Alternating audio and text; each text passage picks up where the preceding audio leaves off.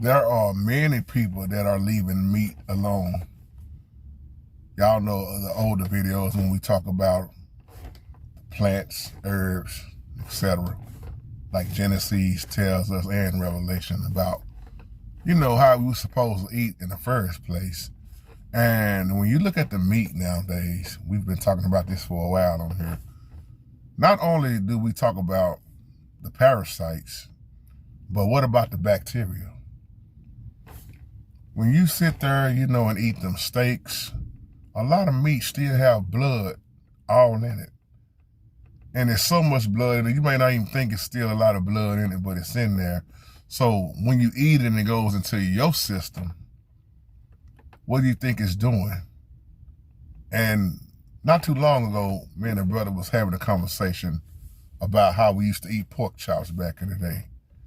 And I always, like I tell y'all on here, every time I used to eat pork, why was my head thriving like that? Thriving and headaches on top of headaches.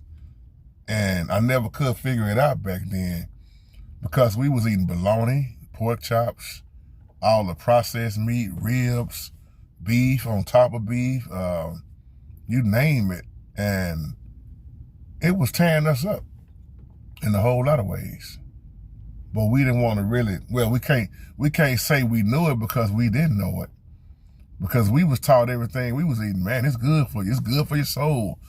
Soul food is good for your soul. But now when you reflect back over it, and then you look at how many family members had diabetes, high blood pressure, high cholesterol, how many strokes, how many heart attacks.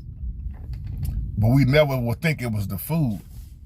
And I will say back then, I believe back in the day, food was more healthier than it is now, even though it still was, salted down, saturated fat. But now, with all these hormones and, of course, the FDA, they just gonna prove everything, throw on the shelf, throw in the stove. You gotta preserve it. You gotta make it have shelf life. So you got all kind of chemicals stored in this so-called meat nowadays. But a lot of people are leaving meat alone. A good friend of mine just told me he ain't trying to eat pork no more. And this dude is in his 60s. And I know that's hard for him. But he realized now that, man, I can't eat this stuff no more because it's not the same. It's not the same. If you look at a chicken now versus what the size of chicken is really supposed to be, if you ever see a real one on a farm, you know something ain't right. You know they blowed up. It's just the meat is not meat.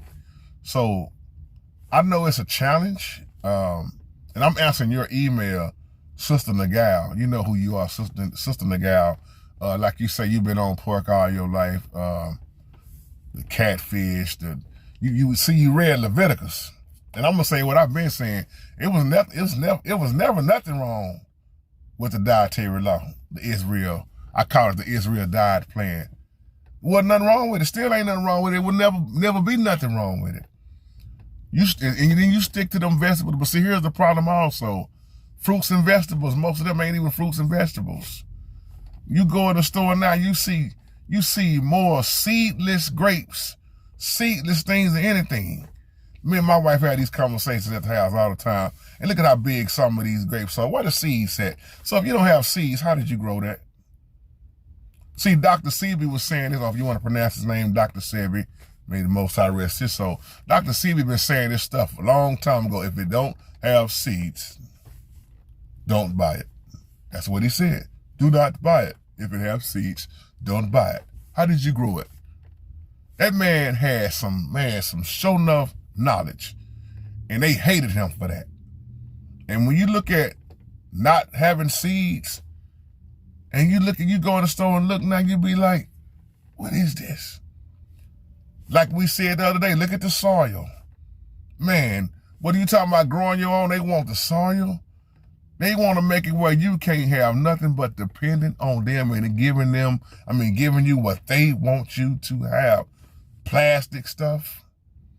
Oh, you go in the store now, you see sugar more sold than anything. That addiction of sugar. So it ain't just the parasites. A lot of people walking around with a whole lot of bacteria, on the inside. And then think about this. How many times do you really just clean your system out? See, everything is designed, poison the food so you can continue to eat and stay sick. And then you'll get them to continue to treat your symptoms, treat our symptoms, but can't fix the problem. It goes hand in hand. If you ever do a food pyramid or call it a food chain, if you know what I'm talking about, and you start at the top all the way to the bottom, you'll understand it's all a setup. It's all designed to keep you sick. See, I was just talking to a brother, we were talking about dialysis. It costs what, $90,000 just for one person? Is that right? 90,000? Correct me if I'm wrong. For one to be on dialysis? Do you know how much money that is? And that's what the doctors be getting you ready for when they tell you there's no cure for this, there's no cure for that. And I'm telling you, I heard so much of this stuff. Just like when I went through with my heart, going through all this stuff. You got to do this, you got to do that. It ain't never no talking about natural stuff, remedies, because it's designed to keep you coming back. Just like Elon Musk said about the casino, it wasn't designed for you to win. It was designed for you to keep coming back.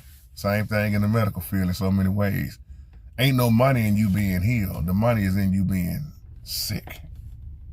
I'll leave you on that. Shalom.